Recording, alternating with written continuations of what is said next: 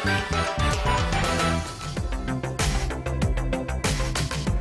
pemirsa, narasumber saya kali ini adalah seorang perempuan peneliti muda Indonesia. Dia ini pintar banget ya. Nah, belum lama ini dia mendapatkan penghargaan dari UNESCO terkait dengan teknologi pemanfaatan cahaya matahari untuk pengolahan air limbah. Nah, seperti apa kisahnya, bagaimana perjalanannya menjadi seorang peneliti? Kita saksikan di sini di People and Inspiration bersama Dr. Osy Arutanti.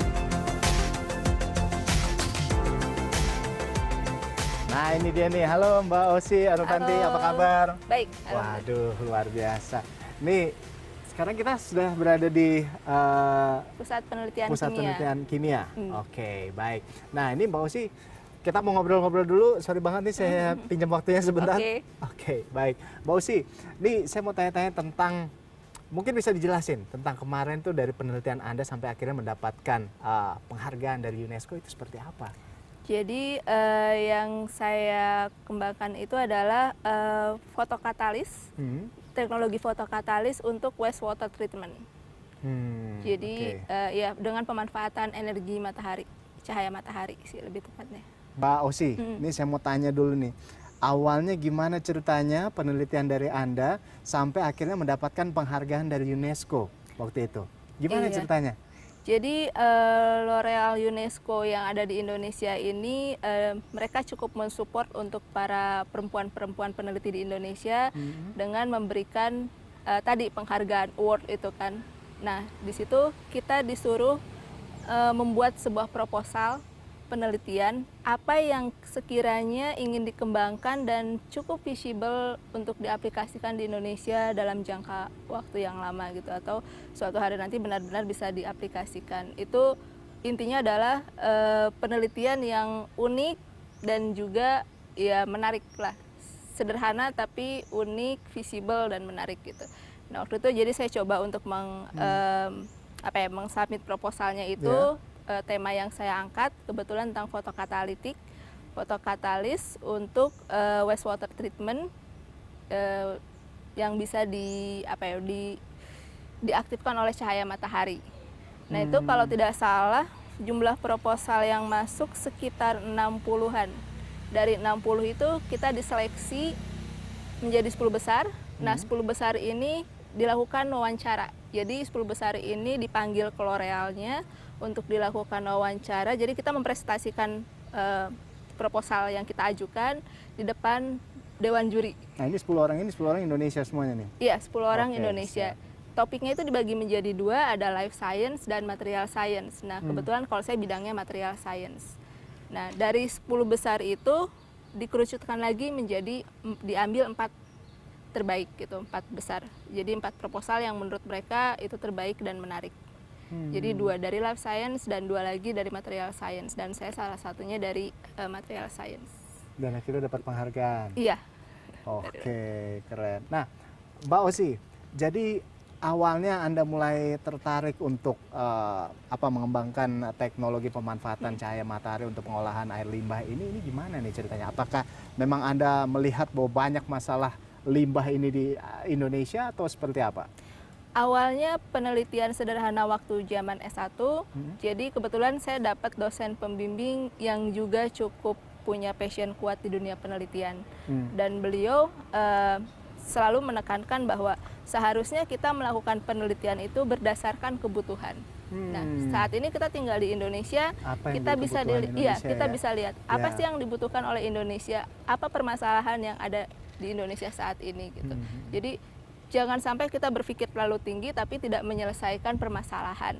Itu cara sederhana berpikir beliau gitu, dan saya rasa menurut saya itu juga pendapat yang benar ya gitu. Dan beliau yang pertama kali mengenalkan saya pada proses fotokatalisis itu. Dan kebetulan pada saat itu fotokatalis di Indonesia masih amat sangat jarang. Hanya beberapa peneliti yang tahu tentang fotokatalis. Jadi pas S1 itu, waktu pas saya ikut conference, padahal waktu itu statusnya masih S1, mahasiswa S1 gitu.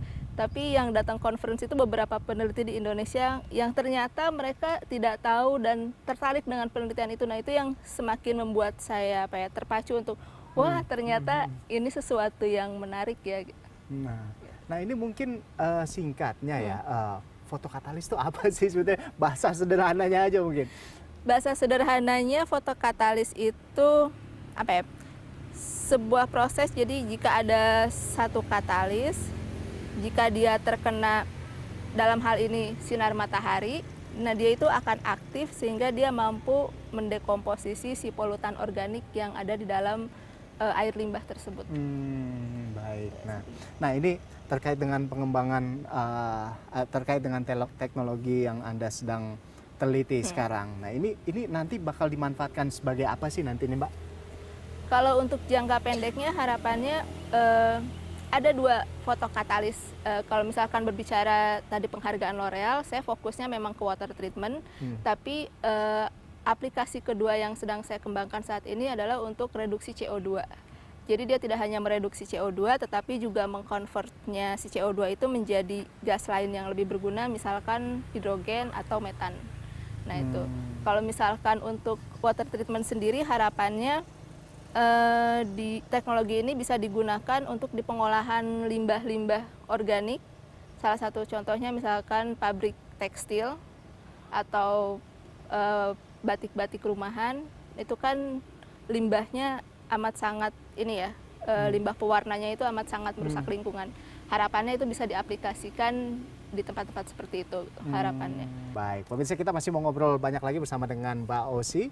Untuk itu tetap bersama kami di People and Inspiration. Kita ketemu di segmen berikutnya. Tapi kayaknya kita ngobrol di dalam kali ya. Oke. Oke, lanjut. Lihat sini kali ya Mbak.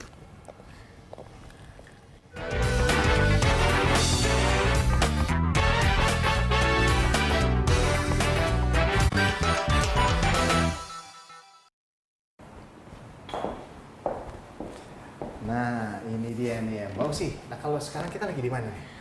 Oke, selamat datang sebelumnya. Ini sekarang kita lagi di Lab Katalis. Jadi ini salah satu kelompok keahlian penelitian di kimia ini salah satunya adalah material katalis. Jadi material dan katalis kimia lebih tepatnya. Dan kita di sini ada 3 lab. Ini adalah lab 1, lab paling utama, lab besar, jadi lab basahnya. Jadi biasanya mahasiswa melakukan penimbangan, pengukuran di sini. Gitu. Nanti untuk analisanya ada di beberapa tempat lab di jadi beda. Ini salah satu tempat observasi mahasiswa juga di sini. Oke, baik. Mbak, tapi kalau ngomong-ngomong nih ya, Mbak Osi, dengan sekarang kan sudah jadi peneliti gitu. Tapi kalau misalnya zaman kuliahnya dulu ini gimana? Matching nggak sih dengan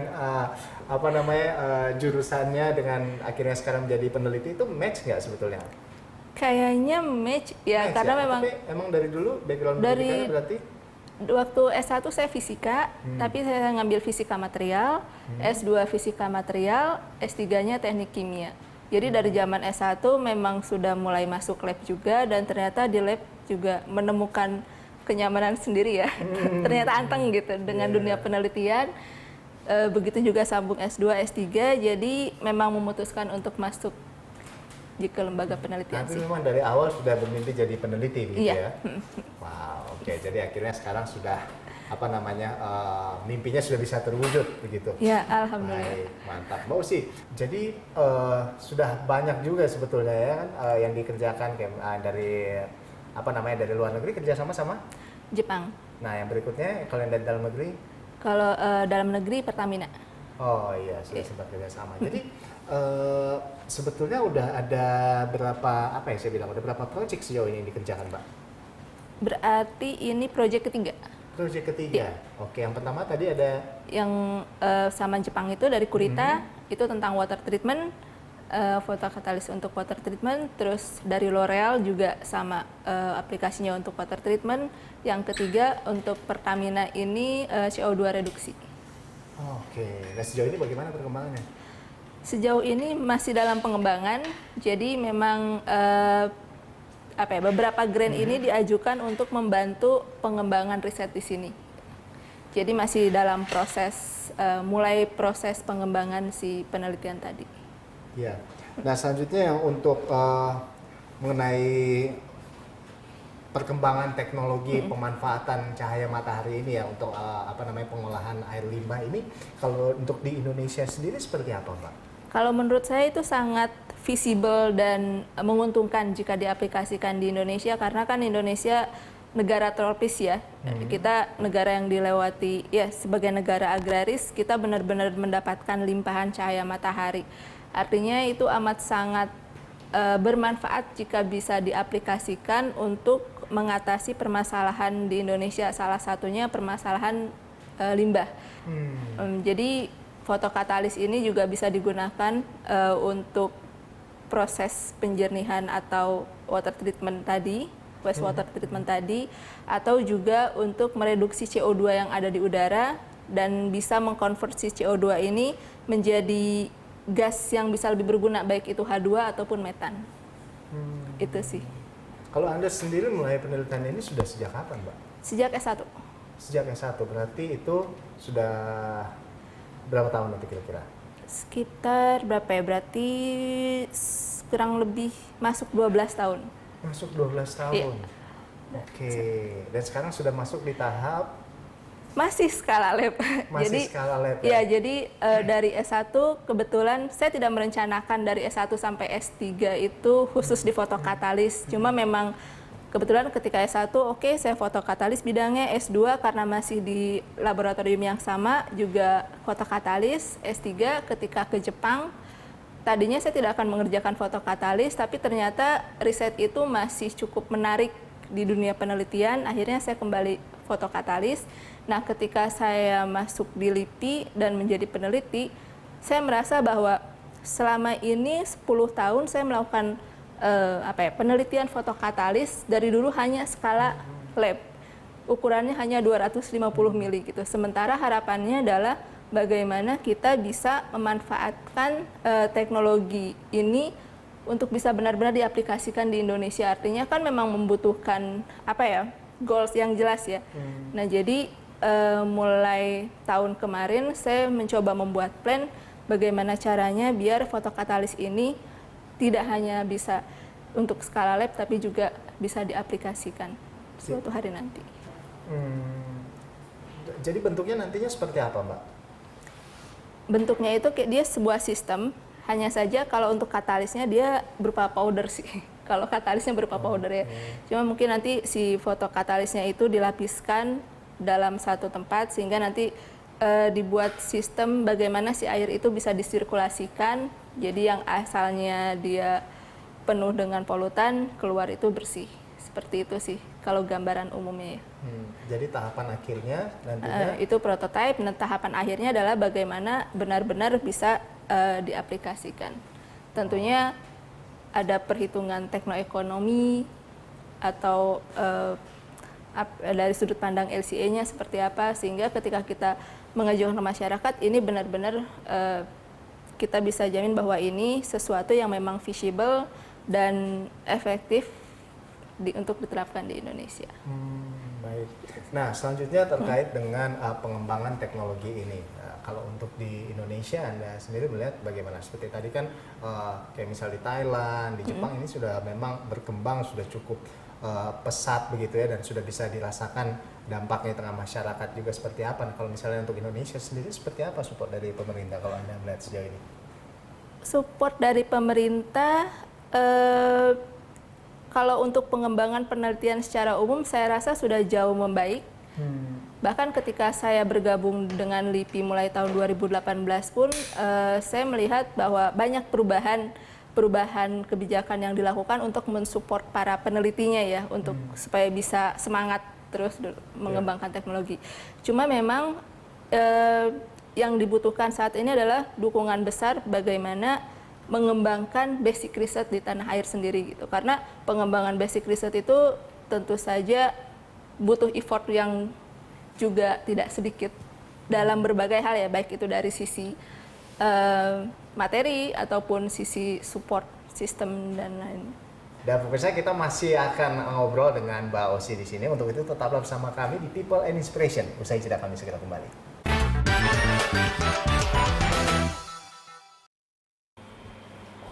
Nah, Mbak Osi, kalau sekarang ini apa? Ruangan kerjanya atau apa ini? Bukan, ini ruangan khusus analisa. Jadi di sini ada beberapa alat analisa seperti chemsorption atau BET.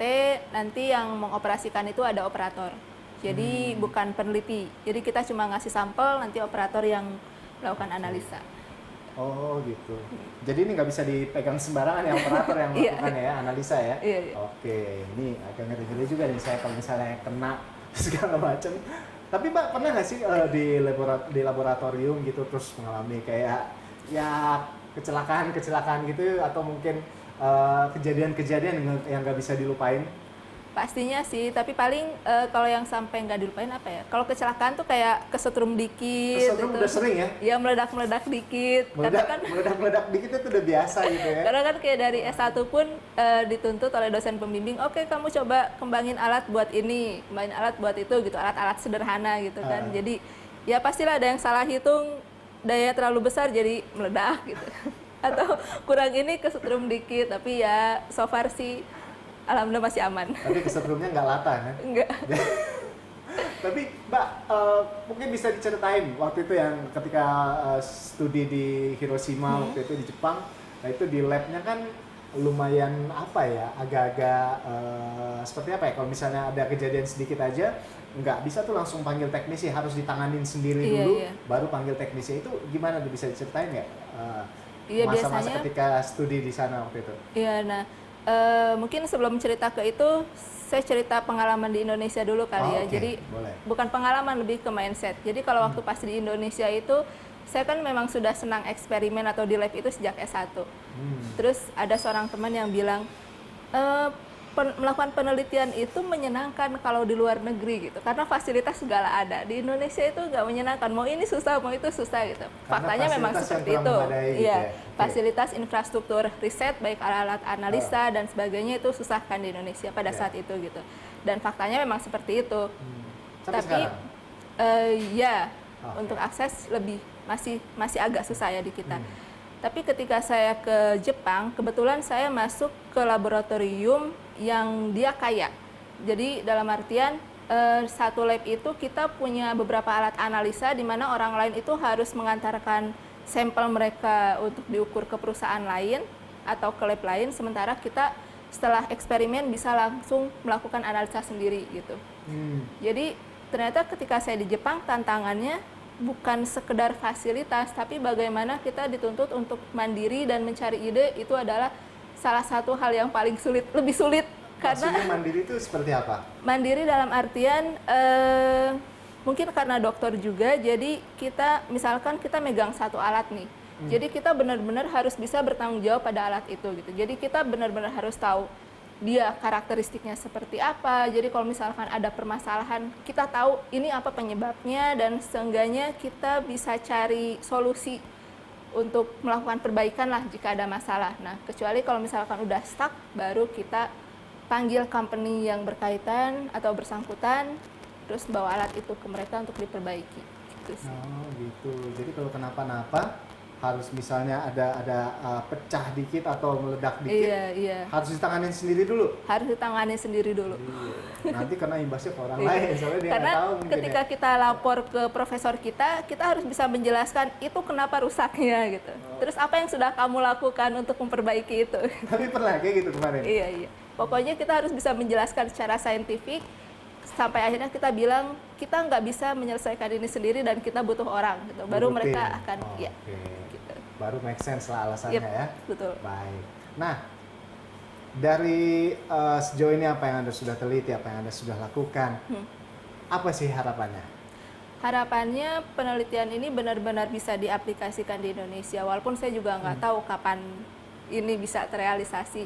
Cuma yang jelas sampai hari ini saya selalu berusaha untuk membuka atau menjalin kerjasama, baik itu dengan industri ataupun ingin mengenalkan pada mereka bahwa ada loh teknologi ini yang sedang dikembangkan, mari support kami gitu. Terima kasih banyak Ya, Mbak Osing sama-sama. sudah menginspirasi hari ini. Sukses terus.